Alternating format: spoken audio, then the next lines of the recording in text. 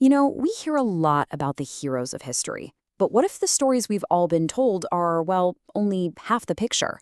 Today, we're diving into the other half, the stories of absolutely incredible women whose names you might not know, but whose actions, believe me, shaped our world.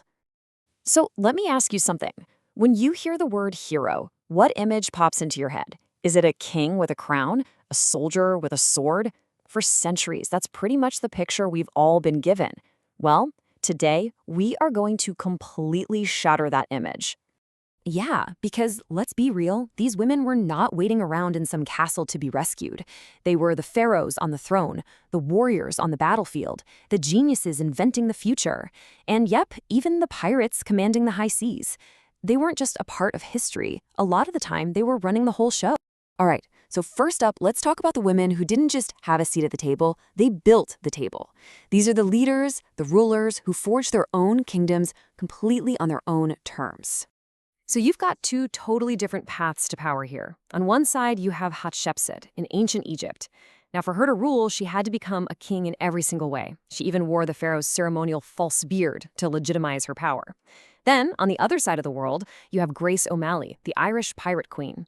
She built her power from the ground up, on the deck of a ship, becoming so powerful that she negotiated with Queen Elizabeth I, not as some lowly subject, but as an equal. Can you imagine that? And if you thought that was impressive, hold on, because now we've got to talk about Ching Shih. At her peak, she commanded something called the Red Flag Fleet. We're talking hundreds of ships and thousands of pirates. Her fleet was so massive, so powerful, it beat the Chinese Imperial Navy again and again. She wasn't just a pirate, she was basically a naval admiral. And the best part? When she finally decided to retire, she negotiated a deal that let her and her entire crew go free. And she got to keep all the loot. I mean, seriously, talk about a power move. Okay, so from the throne room, we're jumping right onto the battlefield. These women weren't giving orders from a safe distance. No way. They were warriors who led from the very front, right in the thick of it. This right here, this is the incredible story of Rani Lakshmibai. She was the queen of Jhansi until the British Empire tried to take her kingdom, and she was not having it. She refused to surrender. She personally led the defense of her own city, fought side by side with her soldiers, and made her final, heroic stand right there on the battlefield. Her story is just one of pure, absolute defiance. Now, over in 12th century Japan, you have Tomo Gozen. And let me tell you, she wasn't just a fighter. She was a general, a master of the sword, the bow, everything. Her ferocity in battle was so legendary that the mere sight of her would strike fear into her enemies. We're talking about a leader of warriors in one of the most demanding warrior cultures in all of history. 309. What do you think that number is? That's 309 confirmed kills. It belongs to Lyudmila Pavlichenko, a Soviet sniper in World War II. They called her Lady Death. She started out as a history student, but she volunteered for the army, insisted on becoming a sniper, and went on to become one of the deadliest in all of history. Her focus was just unreal. An American reporter once asked her if women wore makeup at the front. Her answer?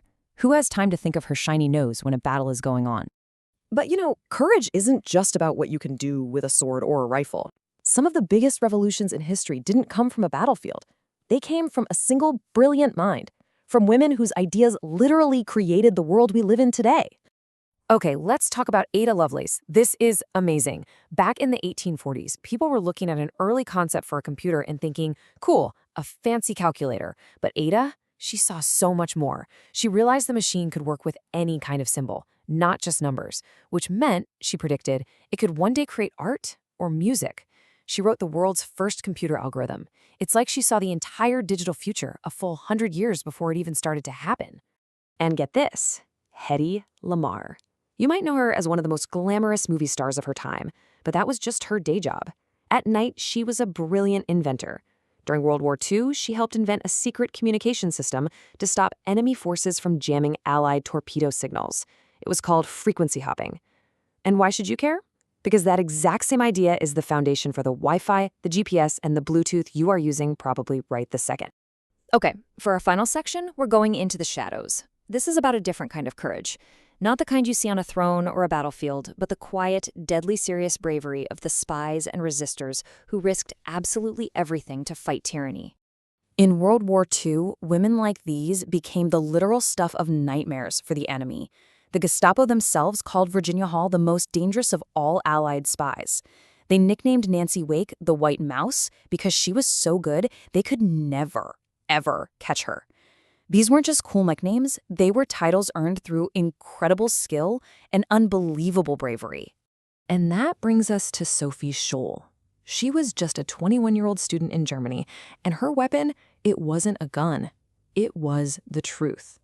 As part of a group called the White Rose, she and her friends handed out leaflets that just told people the truth about the horrors of the Nazi regime. She knew the risks were enormous, and she did pay the ultimate price, but she refused to be silent. Her courage was a moral courage, and it was absolute. So after hearing all these stories, what's the big takeaway? It's that the lives of these pharaohs and pirates and warriors and geniuses, they're not just interesting footnotes in a history book, they are a blueprint. They show us that courage comes in all shapes and sizes, that leadership can come from anywhere, and that one person really can make a difference. Look, every single one of these women defied the world they lived in. They broke the rules, they shattered expectations, and they rewrote history. They prove that one person's courage, one person's brilliant idea, one person's voice can change the world. So the only question left is, what story will you write?